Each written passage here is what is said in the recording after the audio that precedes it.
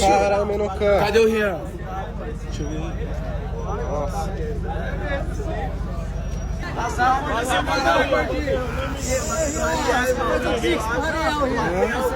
Viado, foi bem na hora que ele pediu pra me olhar na câmera, juro por Deus, viado. Daí foi bem no bagulho, viado.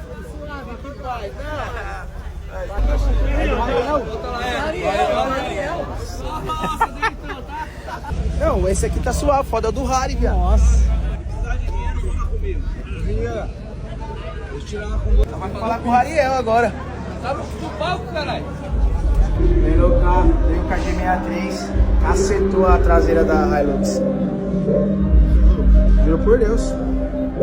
Na hora que o bagulho pá, mano. Tipo, tava na frente do bagulho, tá ligado?